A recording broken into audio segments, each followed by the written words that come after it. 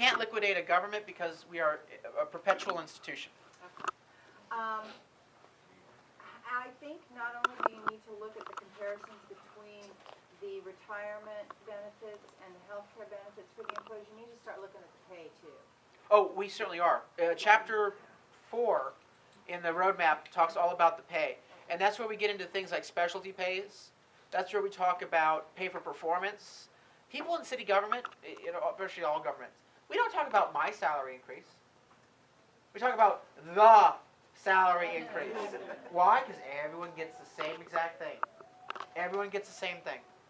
So what I want to do is shift to a culture where our high performers are rewarded. And our low performers, you kind of say, well, we're willing to train you, but you're not going to get the bonus this year. But the people that are paying all their big pay out there, we haven't had increases for the last 3 or 4 years. We've had zero. I agree. We're not even making the salaries. I know. And we're not getting the benefits. I know. The private sector and the real world, people, in the roadmap we identified. I'm paying for my pension and their pension. Exactly. in the roadmap we identify that, and this is again a national data source for San Diego County, BLS data. Wages have been reduced since the beginning of the recession by 13.41% in San Diego County. During the same period of time, the $100,000 club, the number of people in the city of San Diego earning $100,000 or more, grew by 44%. Well, that brings me to my next point. Yes. We really need to start looking at ways to attract business to the city, because all the hotel and convention center, all those are very low-paying jobs. Right. And we're dying having to always consider low-income housing.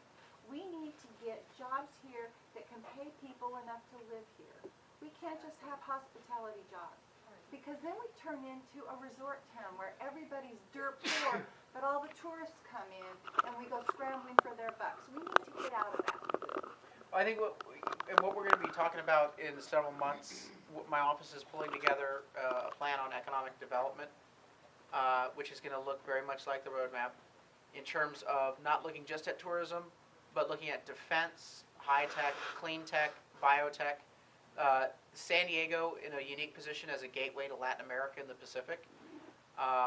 These are core strengths that we ought to be playing to. And it creates a diversity of jobs and a diversity in our economy that means that when one sector goes down, we still have other sectors that can prop up our communities. Right now we're getting hit from all sectors. One more thing. Yes. The problem with your redevelopment analysis is that there are 5 redevelopment agencies that were completely input on fraud. Grantville's one of them, Crossroads is one of them, North Park is one of them, the North Bay is the other. And the valid ones are City Heights and Southeast San Diego. But there are too many of them that were instituted on pure fraud. There is not enough substantial blight in this area. And that's what has to be proven. So they're not proving anything. They're lying. But the city council just wants to go, you're blighted. Right. So you need to kind of rethink your redevelopment, I think. Because I really think Jerry Brown's right. We need to get rid of the fraudulent ones. This one's a fraudulent one. If he'll take the debt service. Yes. The fraud debt is and then let it really go. magnificent. I am a plaintiff in a suit against National City. And it turns out the data that they wrote their blight report, they conveniently lost. Yeah. I mean, give me a deal. Now, you said something highly intelligent, which I must congratulate someone on the council for doing, that you wanted them to pay their right half of the pension. If you can get them to pay the half, as you said, you have put a feedback loop in. And that will actually work. If you want to keep any redevelopment agency, the cost is you stop them from taking private property from one person and giving it to another private person. You need a school, that's what the Constitution says. But as soon as you say you can make a real estate killing by bribing half the city council plus one, you really ruin your professional reputation. There's something I do agree with the Bible. Let me make something perfectly clear. Eminent domain used for private benefit is absolutely abhorrent. It needs to be stopped. Yep. That's good. You know, when I've been looking at eminent domain, I've said the only way you could possibly justify it is if there is a compelling governmental priority that cannot possibly be satisfied by any other channel. Now, you mentioned jobs. I'm a biochemist by training, a cell biologist. Go and see Craig Venter. There's a horrible problem in the United States. For every technical job we generate, here we generate 9 in China or outside the country. So it turns out in making energy, that guy and several others in San Diego have the next Standard Oil. If you can't make money having the next Standard Oil, you got problems.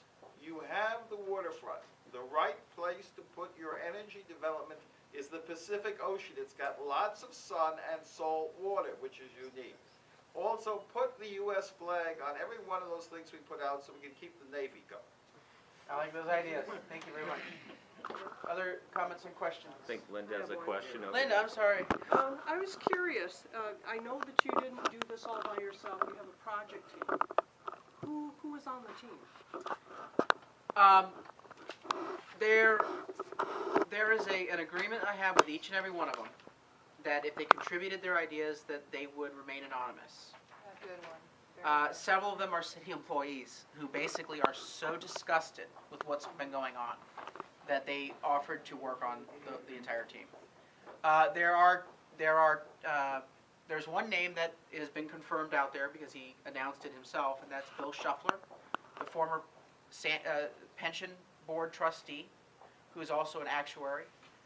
He did all of the number crunching on the pension savings for the roadmap, and that's something that he has confirmed himself, and I'm happy to confirm that as well.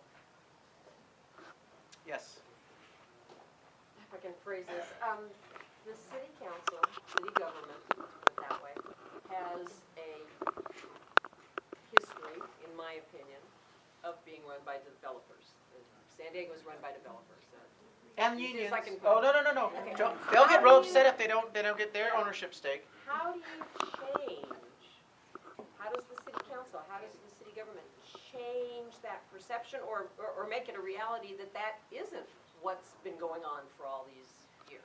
Well, again, I want to make sure, I think it's developers I don't even think it's developers. I think you have to broaden that term to the downtown business establishment folks and the labor unions. Big business and big labor both have had their fingers in the pot. I think that's why Donna and I spent so much time trying to focus on the transparency piece. It's hard to do bad things that do not serve the public interest when everybody knows what's going on. And so when we really talk about it starts with government transparency, we're serious about that because when people know what's going on, then they tell their neighbors and they all show up en masse. Why do you think they had to go to Sacramento in the middle of the night to steal your money? Yeah, exactly. They didn't want you to know. They did not want, it was a secret, they kept it a secret because they knew if you knew that they would be held accountable. And now what they're saying is, and it was so funny because the next day they're like, oh golly, we need jobs.